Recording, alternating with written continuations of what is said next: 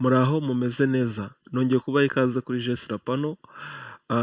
Twari tumaze iminsi tudahari ariko nk'uko nabibabwiye mu kwa 12 ngiye kuboneka, ngiye gukora ibiganiro byinshi. Uyu munsi rero tugiye kuvuga iki? Tugiye kuvuga kuri topic imwe numvishe ariko nari maze iminsi nyitekerezaho numva nshaka gutangamo ukuri, ariko nabonye aho nahera ngiye gusa nkaho mvuga. Ni umuntu wamuhamagaye kuri radiyo disi, avuga yuko Fine FM batanze publicité yo kujya hanze bamamaza kampani ibikora, arangije atangamo miliyoni 10, yagombaga gutanga miliyoni 10 byose projet irangiye, ariko bakamusaba miliyoni 5 n'ibihumbi 100, amadolari 5,000 byo kujya muri Canada, byibuze nakwita ya avance.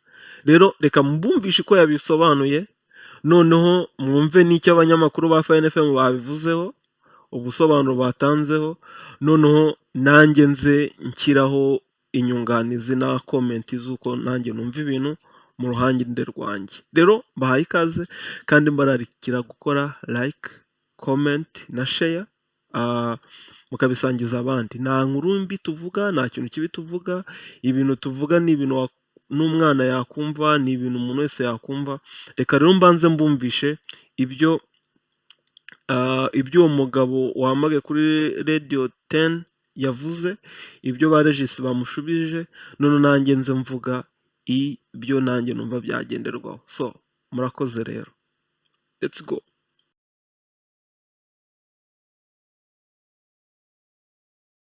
Cishaho publicité numva mbaye intéressé, negera Muramira Regis n'abagatsaba abantu n'isaba, arambwira ati nta kibazo nugira ikibazo. Okay, ndabasura Kanombe aho bakorera, turumvikana, barambwira bati rero twebwe kukujyana Canada ni miliyoni 10 ukaduha avance y'eshanu, wabura visa tukagusubiza 3,500 kubera ko imwe 500 tuba twayikoresheje, wabona visa tukaguha ubwo ukaduha izindi 5 zikuzuye 10. Atariko mbere ya byose urabanza ugakora interview n'umuntu uri Canada, wayitsinda process igakomeza, wayitsindwa icyo gihe tugusubiza amafaranga yawe yose nta n'ikicere dukuyeho, kuko process ntabwo ibigikomeje. Bimeze bite? Ati oya, ati nta muntu cyo tukereka, twe turakigumana.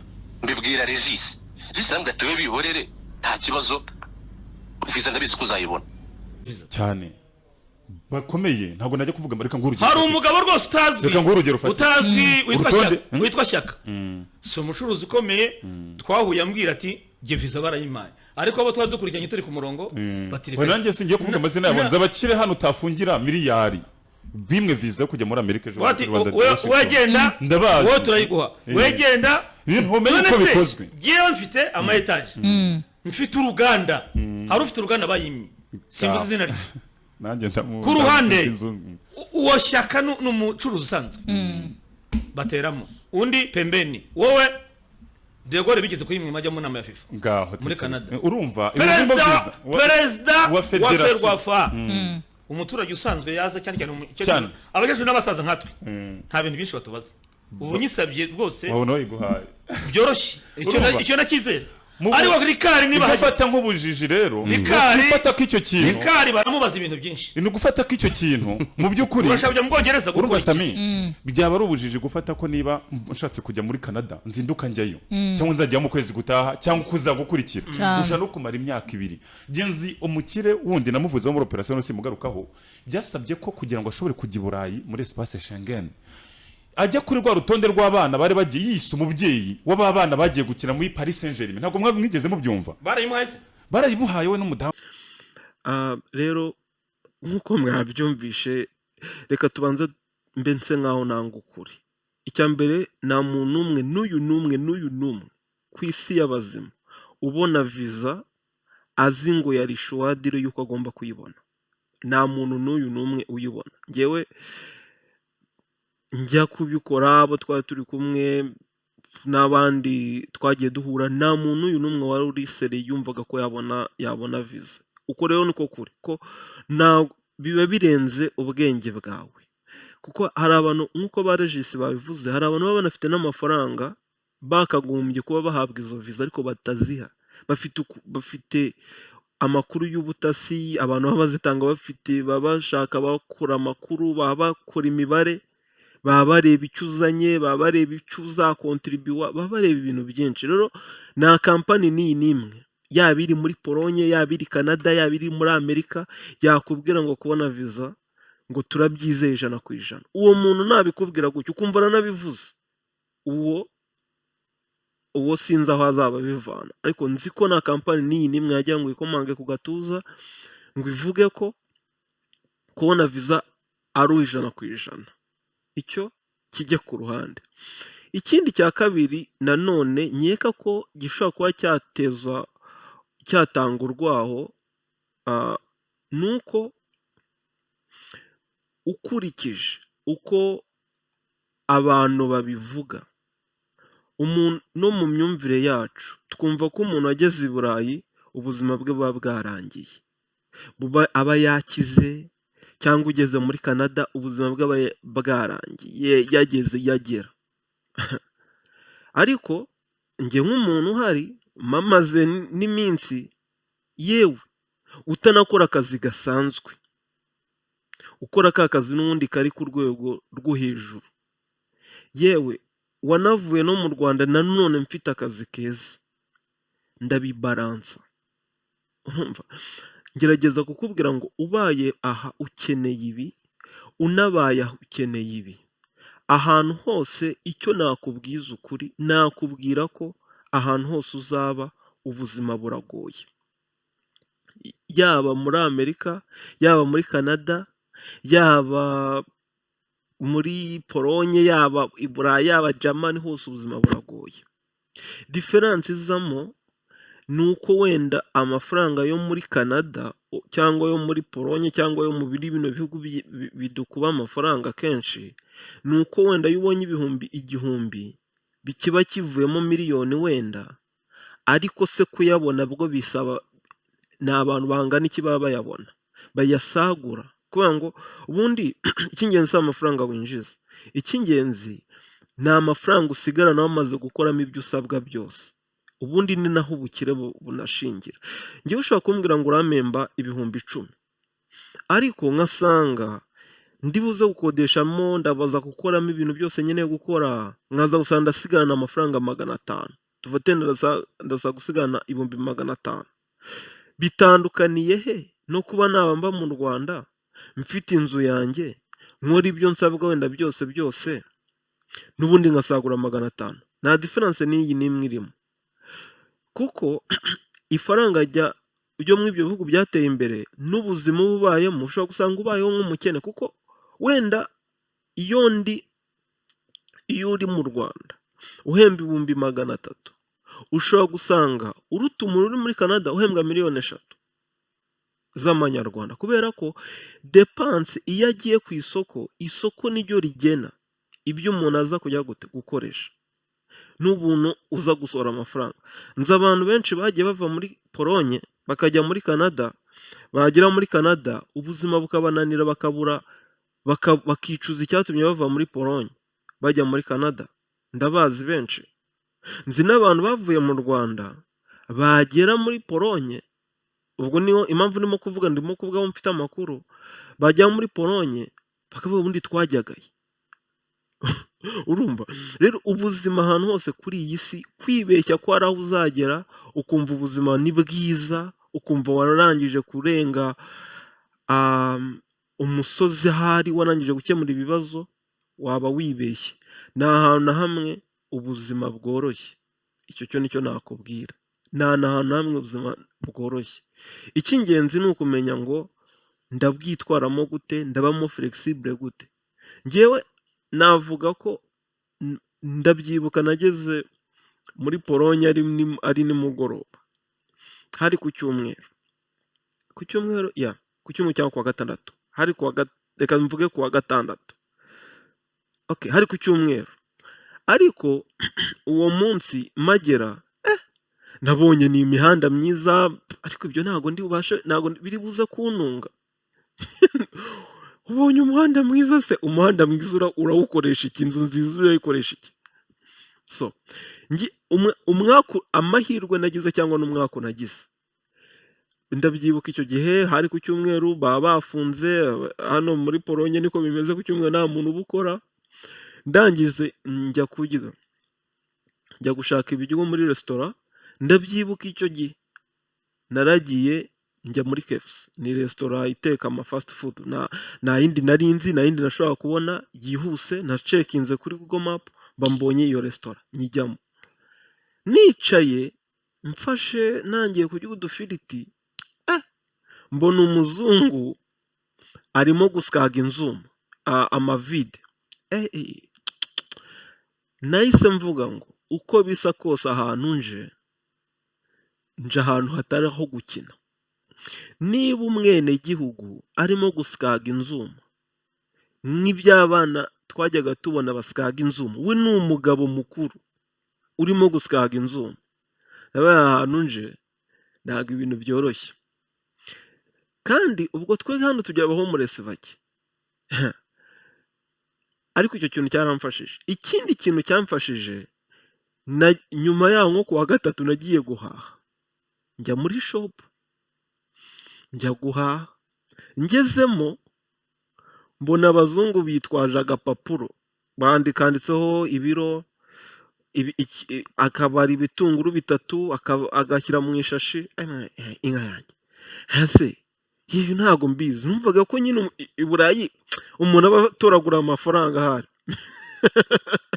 niko nabyumvaga, numvaga ariko umuntu wese w'i Burayi barakize, mbona none ndagenda ndicara nabanaga n'umukongomane, ndavuga se ibi bintu nuko bimeze, noneho nawe arambwira, ubwo ndimo kubaha situwasiyo eshatu zatumye mpindura ibitekerezo. Umukongomani twabanaga arangije arambwira ngo yabaye muri iki gihugu bakita gute, mu gihugu bita Cyprus, arambwira ngo yabayeyo, yabaye mu Buhinde, aba muri Chypre. None ndamubaza se muri Chypre wakoraga iki? Arangije arambwira ngo bajyaga gusarura ibishyimbo. Noneho ndahiye mva ko nigenje. Ubwo izo situwasiyo zose eshatu, uwo muhungu yageze i Burayi muri 2019 na 18 ko Covid yamusanzeyo, ariko still byarakirwana no kubona amafaranga yo kurya. Yamukumbwira ngo nzasaba onkere ngo ibiki, ndavuga rero ibintu birakomeye. Kimwe mu nahise ntekereza gukora ibintu bitandukanye n'iby'abandi bakora. Ndabyibuka abantu batangira kuzajya bambwira utuzi two kujya muri resitora, ninjya muri resitora ndaba ndangiye, ninjya mu gukora utuzi nk'utwo ndaba ndangiye, ubuzima bwanjye buraba burangiye. Ntangira gukora ibitandukanye, ntangira kwiga, ndavuga nshaka akazi keza, kandi akazi kukabona binsaba kwiga, binsaba kuba ndi kompeta. Rero ngira ngo nce mu nkuru mu gakeya, nuko mbere na mbere inama nakugira mbere y'uko utekereza kugenda kuza i Burayi, banza utekereze uvuge ngo ese opportunities zose ziri mu Rwanda nazimaximije, ese ko ni aho ngiye nzakenera skills zo gukora, zo kuba nshobora kuvuga, ese nzabishobora? Kuko hari abantu ufite pepa, ufite degree, ariko muri wowe ukaba udafite ubushobozi bwo kuba wabona akazi. Kubera iki? Kuko wenda ibyo wize warabyibagiwe, kubera ko wenda hari izindi factor nyinshi zabiteye. Aho uzaba ugiye nta hantu, nta muntu ukwitayeho, yitaye ku cyo uderivaringa. Nta muntu itaye sijya uw'ibintu nazi, ntabwo ibyo bikeyaringa. Bitaye kuvuga ngo uraderivaringa ibyo usabwa gukora. Rero niba ushaka kujya i Burayi cyangwa ushaka kujya n'izo za Canada, ntago tubibujije. Nk'uko nabivuze mu audio, mu record menshi nagiye nkora, nagiye nkubwira ngo niba ushaka kujya i Burayi, mbere na mbere banza wiyubake, wubake ubumenyi bwawe. Niba ari urugendo ushaka gukora, byibuze ukorere sherishe, uvuge ngo ibi bintu bikenewe, hakenewe iki nagenda nkakoresha. Kuko urimo kumbwira ngo uzagenda ngo ukore imbaraga, ariko se ubu uyu munsi turimo kubona ibintu bya AI, turimo kubona ibintu bya artificial intelligence birimo kuza. Uvuge ngo ibi bintu bya artificial intelligence ndabimaximiza gute? Ese ko hari aho bizagera gutema ibiti ntituzajye tujya hajyamo abantu gutema ibiti, hazabe hakora ibimashini, so batagikeneye wowe, batagikeneye umuntu uvuga ngo ntabwo nshaka kwiga. Ndahamya ko niba ushaka kujya i Burayi, mbere y'ibindi byose, mbere yo gushaka n'ibyo bya viza, banza utegure urugendo rwawe. Mu kurutegura harimo gushaka amakuru. Ese iyo Canada umuntu uhageze w'umunyarwanda akora iki? Icya kabiri, numvishe ko hari abantu bashaka amashuri. Iyo urimo gushaka amakuru ntabwo ugirayo usiga, urabanza ukareba ndashaka kugenda nk'iki, ndashaka kugenda nk'umunyeshuri cyangwa ndashaka kugenda nk'umukozi. Ukareba ni irihe shuri najyaho ku buryo ninabona viza, first of all, kuko iyo ukeneye ibyo uba ukeneye gukora byose, uba ukeneye gusecuriza aho uvanye. Ninabona viza bazansubiza amafaranga yanjye. Ukajya kuri Google ugacekinga ibyo iryo shuri babivugaho, ukareba ku groupe za WhatsApp, za Facebook, hari abantu bashobora kuba barabikoze, ukabishirika ubute. Warangiza wamara kubona bafite rating nziza yuko amafaranga bayasubiza, ugaprocessinga next. Ni ukuvuga ngo icyo ukoze ni iki? Usekirije step ya mbere. Step iribuze gukurikiraho ni ugushaka gusekirizaho amafaranga yawe nuyashora uzayagumana. Naho se uragiye kuri Google ngo umuntu arakwandikiye, ngo akwandikiye email, ngo wabonye ngo email z'umuntu runaka ngo uba muri Polonye. Ngenzi abantu bari hano badahembwa na miliyoni y'amanyarwanda, ariko bakumvisha uburyo ngo nugera hano ngo uzahembwe 3. We ako kazi arakanze se? Abantu bahembwa amafaranga make ashoboka, akaba aribo bakubwira ko baguha inzira zo kugera muri Polonye, baguha inzira ngo zo kugera ngo i Burayi. Nabo nazo bafite. Banza ubabaze ubu bene wanyu bose cyangwa abantu bose bashobora kwa uploadinga, kuzamura, kubazana hano, bose warabazanye. Mbere yo kuyitumbaza, mbere yo kuvuga ngo okay, ngewe reka njye kubaza Jesira yuko yamfasha nkazi Burayi. Ubu abantu bose tuziranye baba family nakabaye ahari nitaho mbere na mbere, bose narabazanye niba mbona bishoboka. Ariko ni gute numva ko ibintu nabonye bitanshobokera, we nkahita numva ko byakorohera? Biba bivuze ngo ndagushakamo inyungu mbere na mbere yo kumva ko ari inyungu zawe. Mbere na mbere banza wumve ko ibyo bintu ndimo gukora ari inyungu zanjye, kuko yaba byaramukaga nshobora kuzana bene wacu mu buryo bunyoroheye, nakabaye narabazanye, kuko nibyo byama inyungu. Ariko niba natarabikoze, ni ukuvuga ngo iyo nzira either nuko ibyo bintu nabyizeye, icya kabiri nuko ibyo bintu nta nyungu bitanga, cyangwa nanjye ndimo kubona nakabaye ahubwo naragarutse. Rero bavandimwe, ugombe wumve ko kubona viza mbere na mbere ni amahirwe, ibona umugabo igasiba undi. Ntihazagira umuntu ukubwira ngo ngewe ngo mfite inzira ngo nabinyuzamo. Uwo muntu yakaba yaba yaranyujijemo bene wabo. Ntabwo rero umuntu agiriye impuhwe, sibyo? Ngewe rero nagiye mbona abantu bambwira ngo mbabwire kampani mwakorana, niyo naba nyizi urumva, niyo naba nyizi sinayikubwira. Ejo ibibazo ba Regis bahuye nabyo bitazanzaho, sibyo? Ikindi cya kabiri icyo akora nakugira inama, nakubwira ati wabigenza gutya. Ariko kumbwira ngo njye kukuha kampani bivuze ngo iyo kampani ndayizeye. Niba kurira amafaranga uzavuga ngo ninjye uzableminga ko, kandi njye ntabwo ibyo birenze beyond my control. Ikindi cya kabiri, ibi bihugu ni ibihugu binini. Umuntu ashobora kukubwira ngo ari Montreal, ariko mu by'ukuri wenda yibereye Vancouver.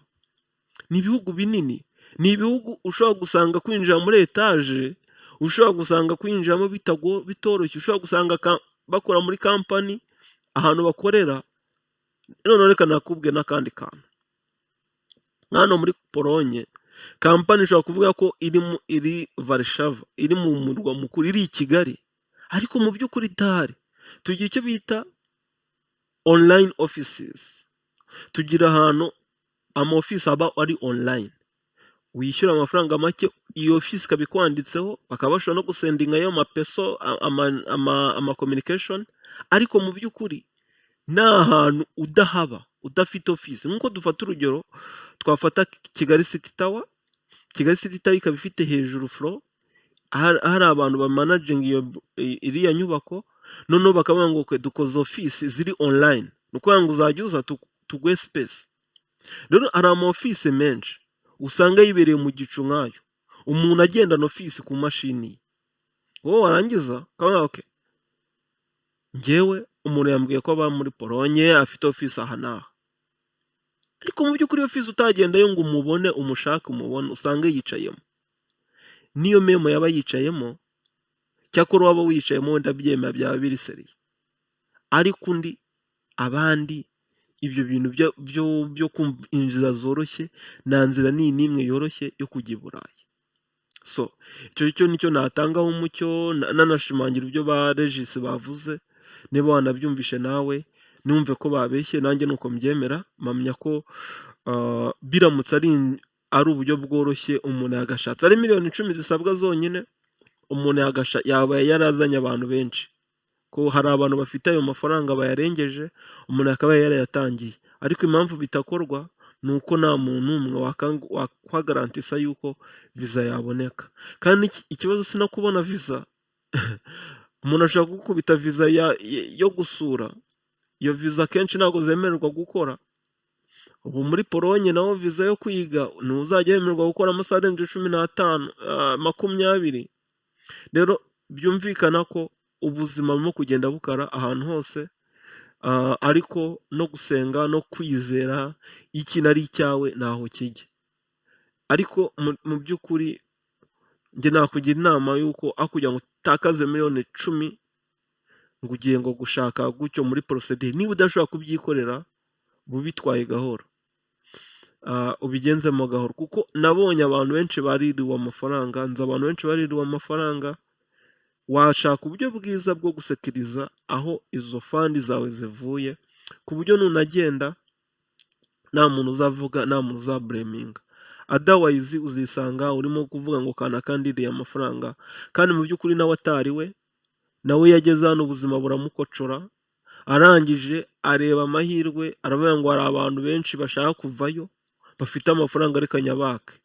So mu by'ukuri ni ubusambo, ariko hari benshi babikora, ariko ngenda hamya ko ntazigera na rimwe mbikora. Hari nk'umuntu uza hari nk'abantu babona amakuru natanze hano, akahita agenda kuko atari abifiteho amakuru, akahita agenda akahita kuvuga ngo I have idea, akahita akora kampani, kandi byose arimo kubivana kuri Jesse Rapano. Ntabwo icyo nshaka kuvuga, ndimo kushaka kuvuga ko utagira inyungurabwenge wakora, ariko ibintu ugiyemo urabizi. Ese wowe ufite iyo work permit, urimo gushakira umuntu work permit, nawe ubwawe nayo ugira gute? Urimo gushakira umuntu akazi k'imyaka 3, wowe urakagira k'imyaka 3. Urimo gushakira umuntu visa itabaho, wowe urayigira iyo ushakira. Nicyo cyozo njye mbaza abantu. Yego urashaka amafaranga, ariko kuki utashaka amafaranga mu buryo bwiza? Icara, niba wenda uhisemo gukora YouTube, ubikore neza, ubikore mu buryo ubinyangamugayo, uba honete. Uyu munsi wa none nza kubana n'ababwiye ngo mu 2022 by'amadolari mbashakire visa, abenshi baba baranyandikiye pe, ariko nageze no kuri level yo kumva ko nadakwiriye gushyiraho na email nyivanaho, kubera ko sinshaka umuntu waribwa amafaranga ayo make. Ngenda bizi kubona amafaranga biravuna, ayo ubonye makeya warangiza nawe ukayapfusha ubusa ukayatanga. Ndabyemera kuza i Burayi, rimwe nzabakora icyegeranyo igereranya, nkubwire ibyo wunguka, nkubwire n'ibyo utakaza, wumva ubundi mbere na mbere niba wumva ushobora guhandoringa iyo challenges. ko hari abantu bagera hano, nzi abantu benshi barimo kwifata bakisubiza i Kigali. Ubuzima hano butangiye guhenda, ubuzima buragoye ahantu hose, ubuzima buragoye. Hari igihe ureba ugasanga urimo gusafaringira hano, ugahitamo kwisubira hariya, kuko hano hari abantu basafaringa, nk'uko natangiye mbivuga. Hari abantu hano kurya ari ibibazo, kubona aho barara ari ibibazo. Hari abantu hano gukaraba ari ibibazo. Amazi arahari, ariko uwo mwanya wo gukaraba se wawubonye? Nkumva rero nicyo kintu nashaka kuvuga, mbashimira. Kandi waba afite ikibazo ashaka kumbaza yambaza, ndakeka ko nagerageza kubisubiza. Ubundi rero murakoze, kandi Imana ikomeze ibarinde, naho ubutaha ibihe byiza.